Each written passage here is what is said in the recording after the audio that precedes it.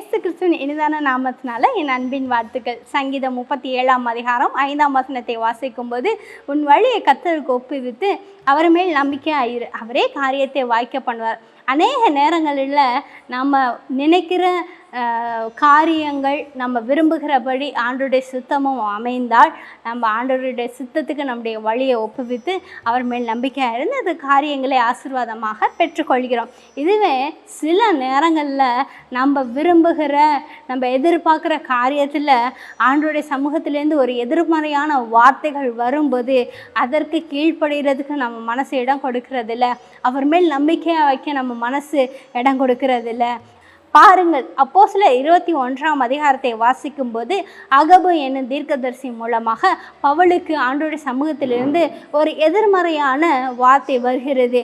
இந்த கச்சையை உடையவர் எருசலேமுக்கு கொண்டு போகும்போது கட்டப்படுவார். அந்த வார்த்தைகளை கேட்கும்போது கூட பவுல் சற்றும் மனம் தளராமல் அவருடைய பிரயாணத்தை ஊழியத்தை சந்தோஷமாக தொடர்கிறார். கூட இருந்தவங்கெல்லாம் அழுகிறாங்க, நீங்கள் எருசலேமுக்கு போகாதீங்கன்னு.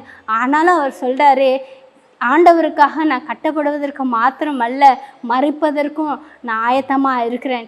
இந்த பவுலுக்குள்ள விசுவாசம் நமக்குள்ள இந்த நாளில் காணப்படுமானால் ஆண்டவர் பவுலின் ஊழியத்தை ஆசீர்வதித்த போல நம்மையும் நம்ம குடும்பத்தையும் ஊழியத்தையும் ஆசீர்வதிப்பார். தேவன் தாமே உங்களை ஆசீர்வதிப்பாராக.